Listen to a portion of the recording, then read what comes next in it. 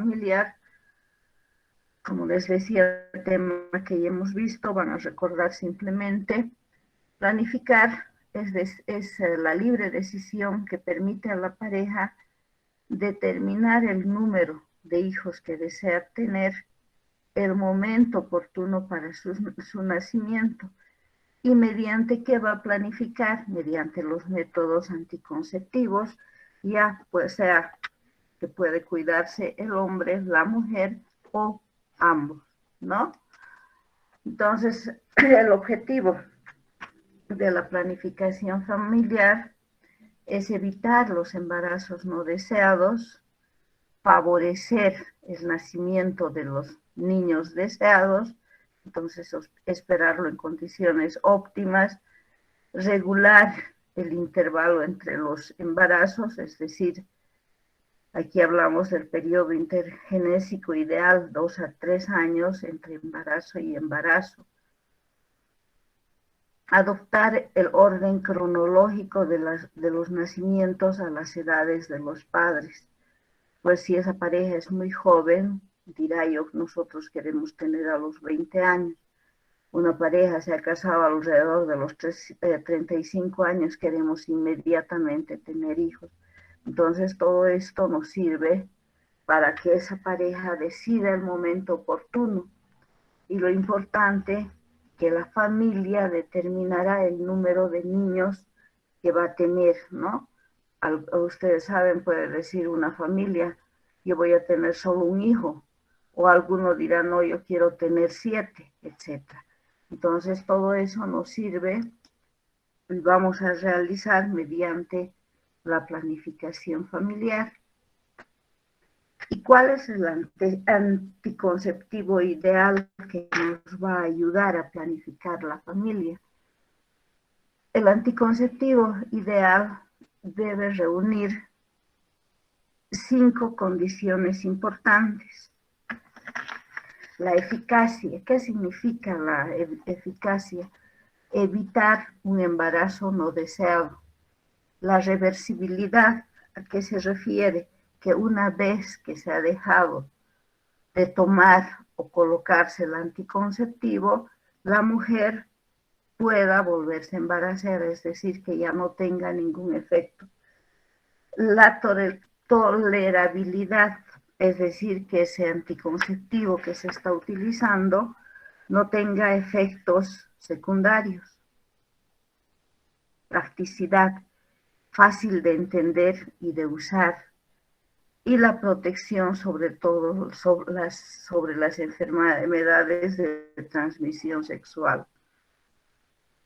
Entonces, un anticonceptivo ideal tiene que reunir todas esas condiciones. Y para elegir el método anticonceptivo, nosotros debemos analizar diversos factores.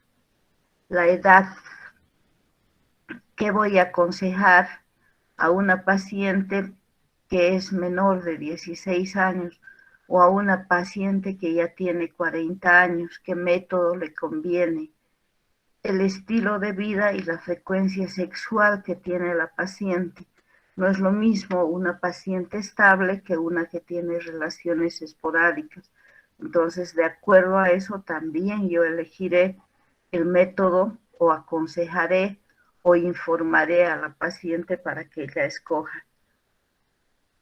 Para elegir también un método anticonceptivo, debemos preguntar cuántos hijos quiere tener la paciente.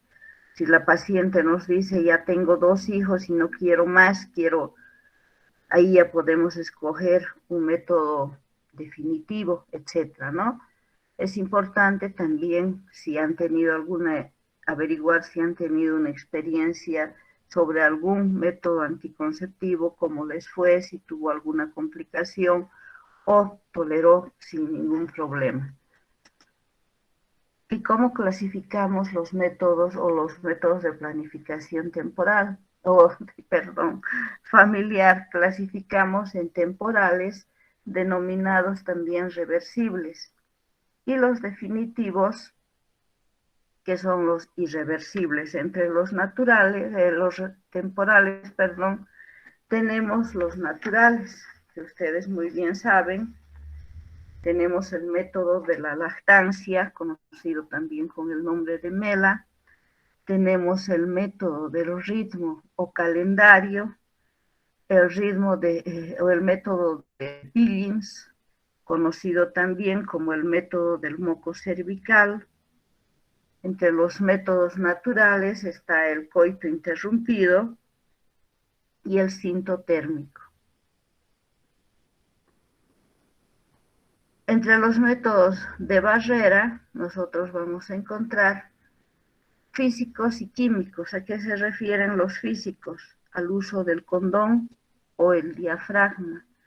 Y químicos, aquellos que tienen algún componente que tiene en su efecto espermicida. Principalmente hemos mencionado que el nonoxinol es el que actúa. Entonces acá vamos a encontrar las jaleas, las tabletas vaginales, etc. Los métodos hormonales, principalmente los combinados, que tienen en su composición estrógenos y progesterona. Tenemos los anticonceptivos hormonales orales, inyectables, en parches, etc. Y los mecánicos, que son prácticamente los dispositivos intrauterinos. Entre los métodos definitivos y reversibles son aquellos que los vamos a realizar mediante la cirugía, y tenemos en la mujer la salpingoclasia, que es la ligadura de las trompas, y la vasectomía en el varón, que es la ligadura del conducto deferente. Entonces son todos estos métodos que nosotros podemos, incluso hay mucho más, pero estos son los más utilizados. ¿Por qué se denominan métodos naturales? Porque no emplean ningún medio para su uso. Prácticamente se basa en que la mujer debe conocer sus días fértiles, el día que probablemente esté ovulando. Y la ventaja de este método es que no necesitan supervisión para su uso, promueven el diálogo en la pareja. Dirá la mujer: hoy día no podemos tener relaciones porque estoy en mis días peligrosos. La responsabilidad, por lo tanto, es compartida en la pareja, y lo principal, que no va a producir ningún efecto colateral. En el método del MELA nos basamos en 3 parámetros. En primer lugar, van a utilizar las pacientes puérperas inmediatas, y se caracteriza porque no tiene que haber sangrado. La paciente debe estar en amenorrea de 6 meses. El niño, por lo tanto, va a crecer o va a tener 6 meses de edad, y lactancia completa o exclusiva, es decir, que no puede ayudarse con fórmula, solamente el pecho a libre demanda. Si cualquiera de estos 3 métodos o de estas 3 condiciones se interrumpe, entonces ya no nos sirve este método y mi paciente debe cuidarse con otro método. El método del ritmo calendario generalmente está descrito, ustedes saben muy bien, por Ogino Naus. Se basa en la vida del espermatozoide, que vive aproximadamente de 76 a 96 horas, y el óvulo de 24 a 48 horas. Actualmente son los últimos estudios en que determinan que el espermatozoide puede vivir hasta 96 horas y el óvulo 42. ¿Y en qué se basa? En que la ovulación se produce una sola vez, y normalmente se produce el día 14. Entonces la paciente se tendrá que cuidar 4 días antes del día probable de ovulación y 4 días después. Otro método, del método del ritmo, se puede realizar en pacientes que tienen ciclos irregulares, entre 26 a 32 días, no pasar de los 35. En pacientes que tienen ciclos sumamente irregulares no se aconseja este ritmo. ¿Y qué se hacen esas pacientes que tienen entre 32 y 26 días? Esa paciente va a registrar sus periodos menstruales durante 6 meses. Al ciclo más corto le va a restar 18 y al ciclo más largo 11. Y entre esas fechas, entonces, la paciente se va a cuidar de no tener relaciones sexuales. En pacientes que tienen entre 28 a 30 días, entonces nosotros nos basamos en que el día 14 es el día probable de ovulación y le damos un margen de más o menos 3 o más o menos 4 días. Entonces esa es la fecha en la que la paciente se va a cuidar. Eso hemos hecho en práctica, no voy a repetir más. Y acá ustedes ven el registro de la paciente, de sus días, de las fechas en las que viene el periodo. Aquí tiene un ciclo de 28 días, de 27, 31, etc. Y como les decía, el ciclo más corto, en este caso que tiene de 27 días, se le resta 18, nos llega a salir 9, y en el ciclo más largo, que en este caso era de 31 días, se le resta 11 y nos sale 31 menos 11, 20. Entonces mi paciente desde el día 9 hasta el día 20 no tiene que tener relaciones sexuales. Entre los métodos naturales tenemos también otro método muy importante, que es el de la temperatura basal. ¿En qué consiste este método? En que mi paciente todos los días va a ir controlando la temperatura basal, es decir, despierta, no hace ninguna actividad física y se coloca el termómetro. Cuando se produce la ovulación o un día antes, existe una alza térmica por acción de la progesterona hasta un máximo de 0,6 grados centígrados. Entonces, si existe una elevación, significa que mi paciente está ovulando y no tiene que tener relaciones sexuales hasta que la temperatura vuelva a normalizarse. Este método también se utiliza para pacientes que no pueden tener hijos y nosotros decimos que deben tener relaciones justamente cuando suba la temperatura. Están viendo la filancia del moco cervical, es el moco, es el método de Billings, perdón, es el moco acuoso, que se va a presentar justamente 2 días antes de que la mujer ovule, y este moco se presenta por la acción de los estrógenos. Entonces el moco filante, que no se rompe, se puede estirar hasta 10 centímetros, es un anuncio de que la paciente está ovulando y no debe tener relaciones sexuales. Se produce la ovulación y ese moco cambia de aspecto, de color, se pone opaco, pegajoso y grumoso. El coito interrumpido significa que el hombre va a eyacular fuera de la vagina. Entonces tiene la relación sexual, o diré tiene, claro, tiene, pero el momento de la eyaculación saca el pene fuera de la vagina y va a eliminar fuera. Es medio traumático tanto para el hombre y para la mujer. Se dice que a la larga en la mujer va a producir el dolor crónico pélvico. Entonces no se aconseja como método, tal vez como caso de emergencia, que puedan tener ese método del coito interrumpido. Los métodos anticonceptivos de barrera, ustedes ya bien conocen, tenemos a los condones. Nos van a evitar el embarazo impidiendo que los espermatozoides penetren al tracto genital superior. Se dice que el 5% de parejas casadas utiliza este método. Ustedes ven, es muy poco. Generalmente los hombres dicen que no existe el placer sexual y es por eso que no utilizan este método, dicen es como si uno se bañaría con el calcetín puesto. Entonces, que por eso que muchas parejas rechazan, pero ustedes saben que también es el único método que va a proteger de las enfermedades de transmisión sexual.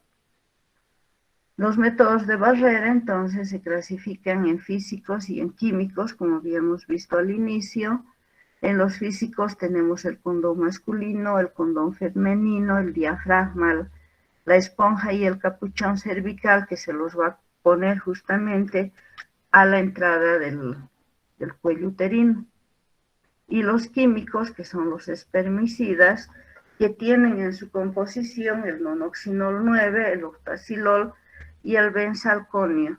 Entonces, estas van a hacer primeramente que el movimiento sea lento y posteriormente van a morir los espermatozoides.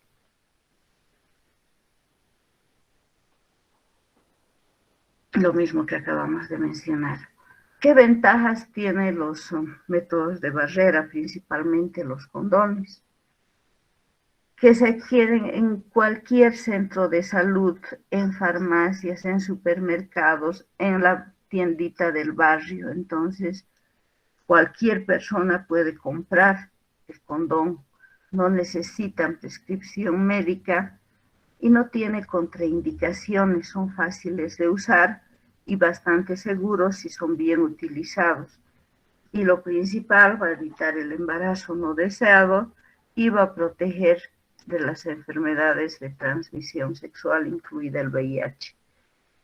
Las desventajas que puede romperse si no se tiene precaución en el colocado, en el sacar del envase, disminuye el placer sexual y se dice que son menos efectivos que los otros anticonceptivos.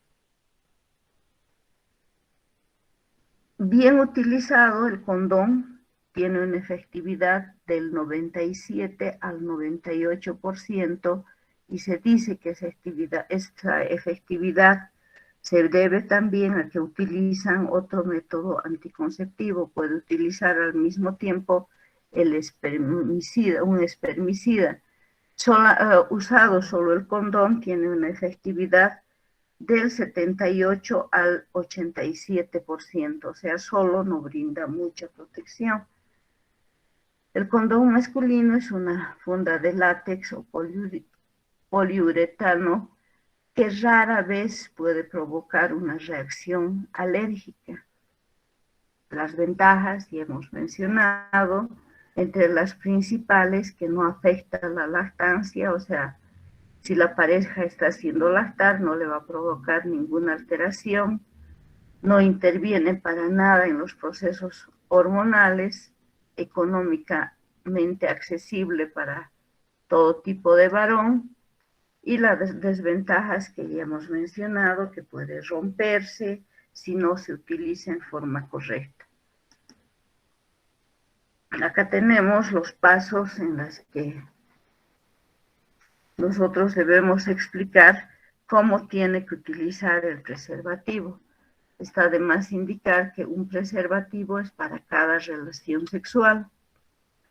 Hay que tener, en primer lugar, cuando tengamos que explicar su uso, debemos indicar que debe revisar el sobrecito donde está el condón, ver la fecha de expiración, que no tenga ninguna rajadura ni ruptura. El corte siempre se aconseja con la mano, no con tijera, ya que nosotros podemos romper el condón. Posteriormente, introducirse el condón cuando el pene esté erecto, dejando aproximadamente entre 1,5 centímetros en la punta para que ahí se recolecte el semen. Posteriormente se desenrolla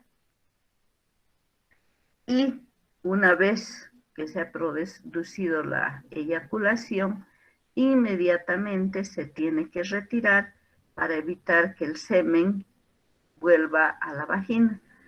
Entonces, antes de que esté flácido, se retira bien amarrado, bien guardado, desecha en un basurero.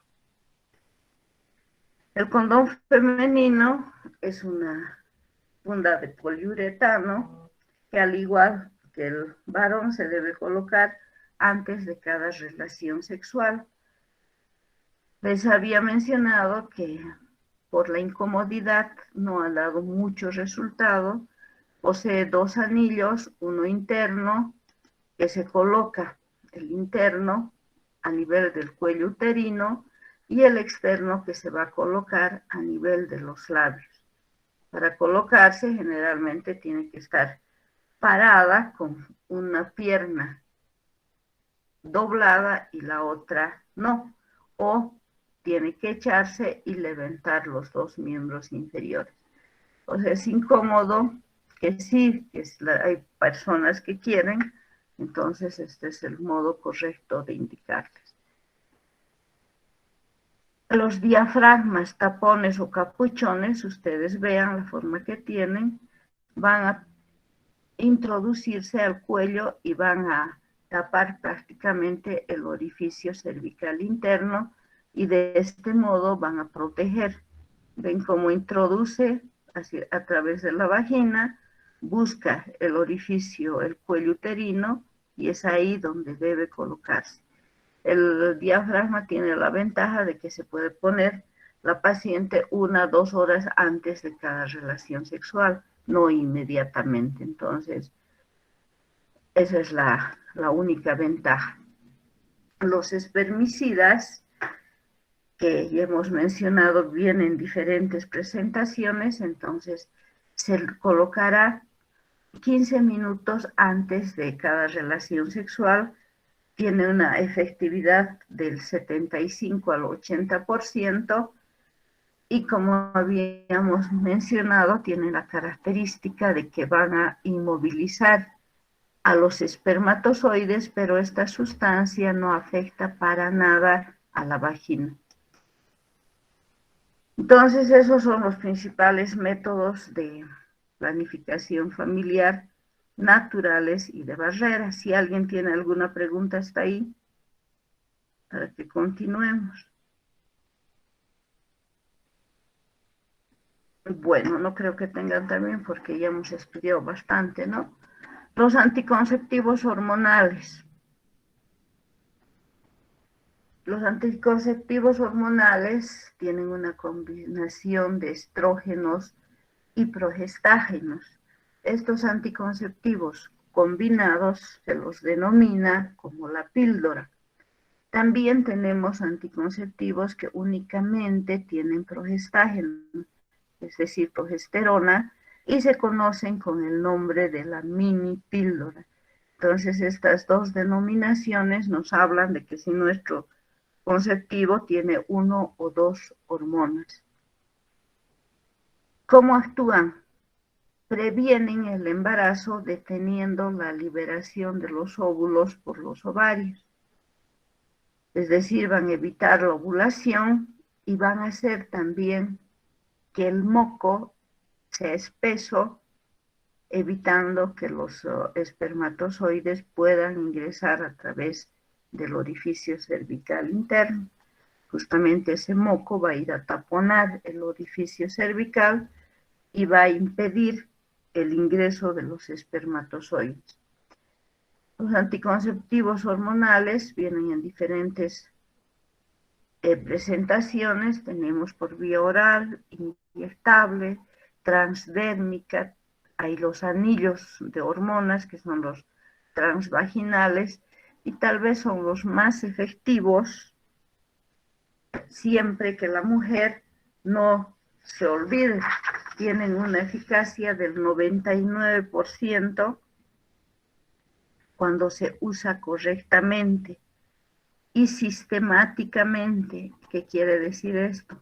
Que tienen que procurar tomar a la misma hora. Se dice que en el lapso de un año hay un pequeño porcentaje de falla del 1%. Su eficacia, vuelvo a repetir, es del 99%. ¿Cuál es el mecanismo de acción de los anticonceptivos hormonales?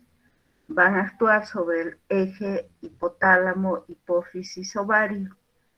A nivel del hipotálamo van a alterar la secreción de las hormonas liberadoras de gonadotrofinas. Estas hormonas van a actuar a nivel de la hipófisis, impidiendo la liberación de la folículo estimulante y la luteinizante, y al impedir la liberación de estas hormonas, entonces van a impedir la formación, el crecimiento de los folículos, y por lo tanto también no se va a presentar la ovulación.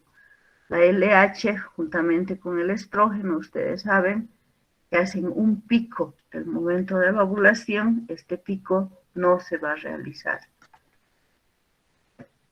Los anticonceptivos orales tienen en su composición la píldora, como acabamos de mencionar, tiene en su composición el etinilestradiol, que es un estrógeno, el levonorgestrel, o también puede tener la drosperinona. Entonces, cualquiera de estas dos progesteronas pueden acompañar al etinilestradiol. La drosperinona utilizamos generalmente cuando la paciente tiene ovario poliquístico, tiene irregularidades menstruales, etc. ¿Cómo es la toma? Aquí ven, tenemos comprimidos de 21 tabletas y también tenemos de 28 tabletas. Debe tomar durante 3 semanas seguidas y tener una semana de descanso, tiempo en el que se va a producir el periodo menstrual. Habíamos mencionado en práctica que una vez que tenga la paciente su periodo menstrual, recién puede iniciar el siguiente ciclo.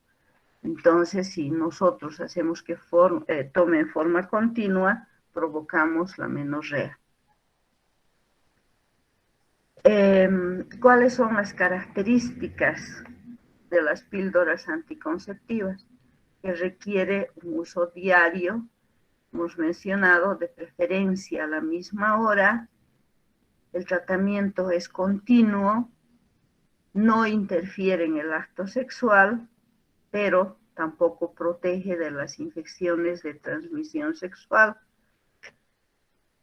El uso correcto para la toma de estos anticonceptivos es tomar una píldora por día. Hemos mencionado que si se olvida una, debe tomar inmediatamente o conjuntamente con la píldora que le corresponde ese día, o sea, tomaría 2 al mismo tiempo. Si se olvida 2 tabletas, tiene que tomar de 2 en 2, pero en este caso se tiene que cuidar con otro método, puede ser un método de barrera, o no tener relaciones sexuales entre 5 a 7 días.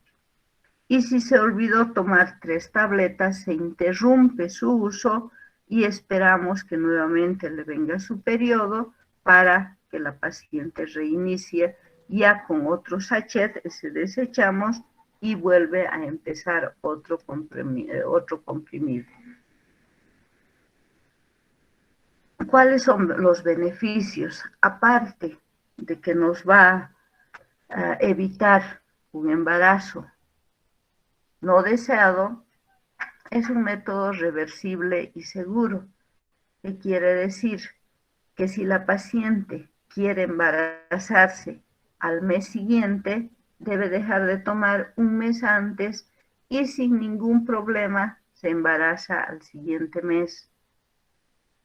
Estos métodos reducen el riesgo de embarazo ectópico, ya que no producen ningún proceso inflamatorio a nivel del endometrio ni de las trompas. Se utiliza también en pacientes que tienen sangrados menstruales abundantes. Esas pacientes que tienen sangrados menstruales abundantes pueden llegar a la anemia. Entonces, en estas pacientes podemos utilizar adolescentes que tienen periodos dolorosos.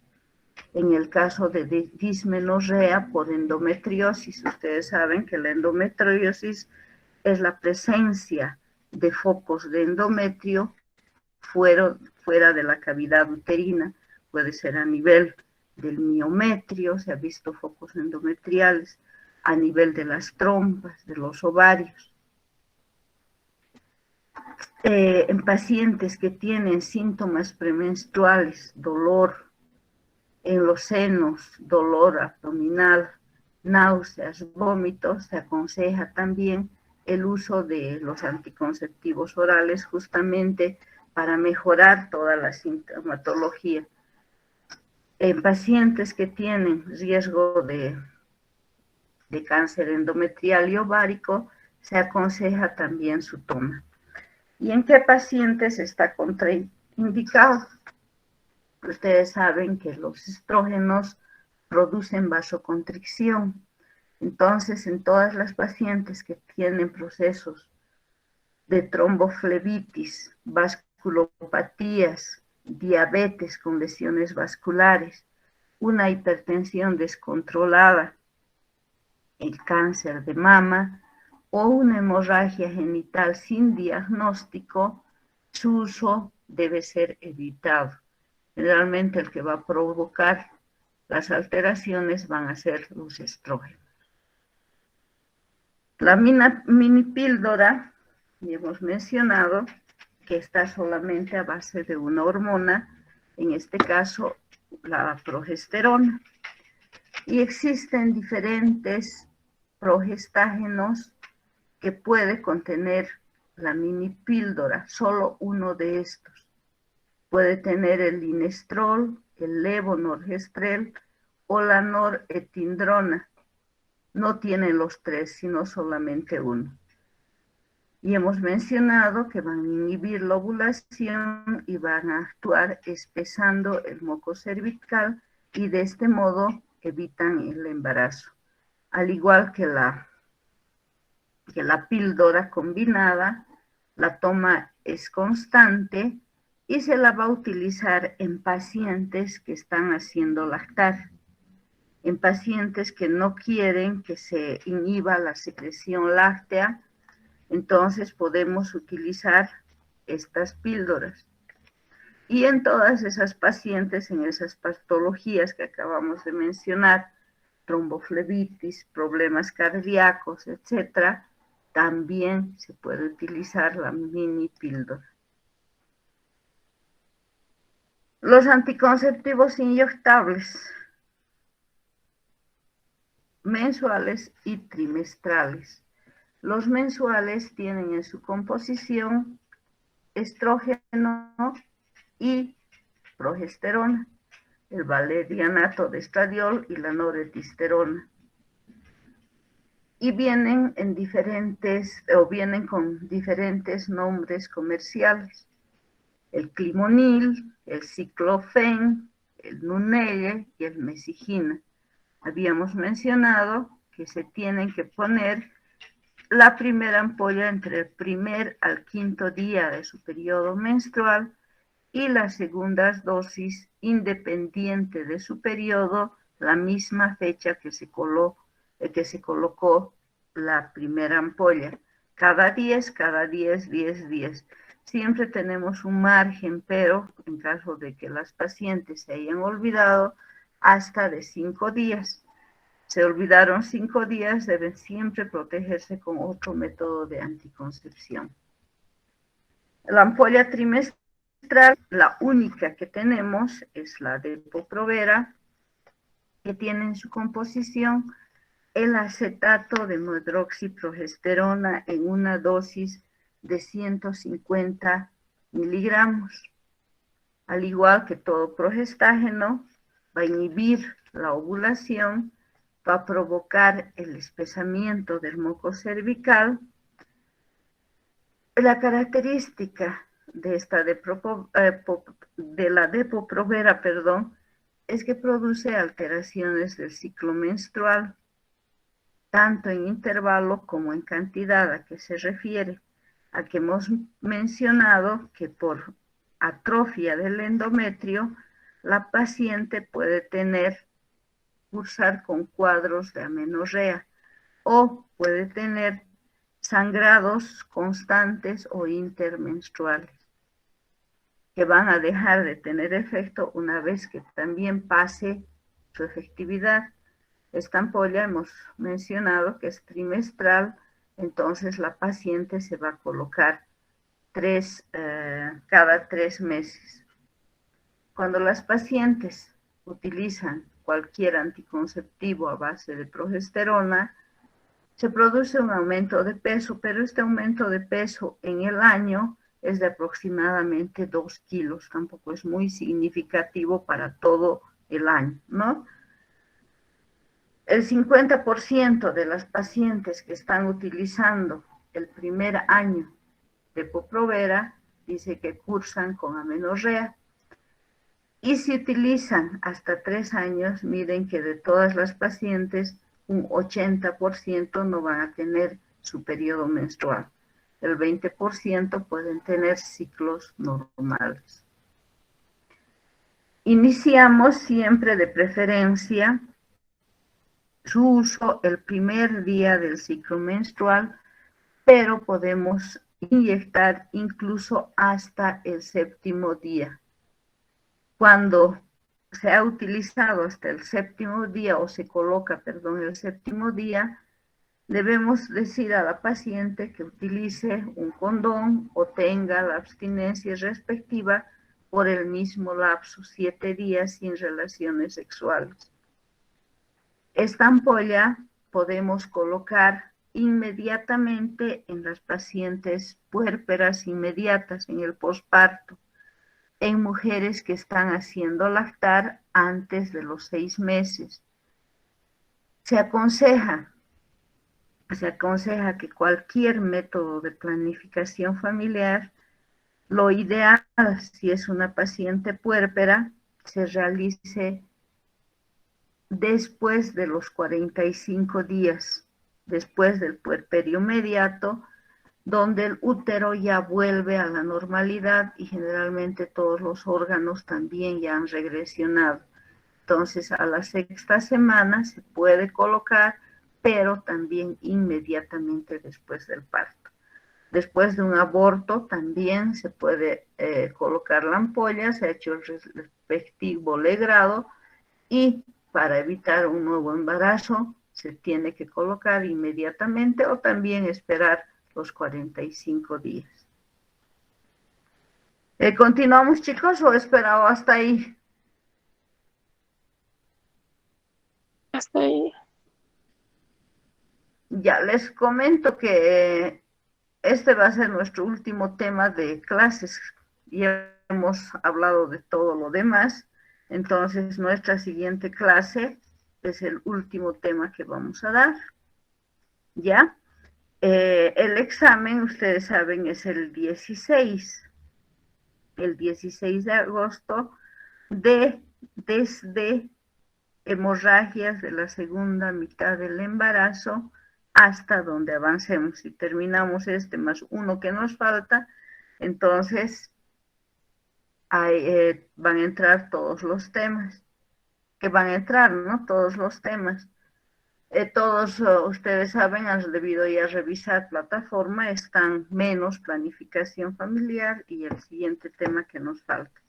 Entonces prácticamente terminaríamos nuestro programa el siguiente lunes. ¿Ya? Está bien, doctor. Está bien, doctor. Listo, chicas, entonces nos vemos el día lunes. O chicos, perdón.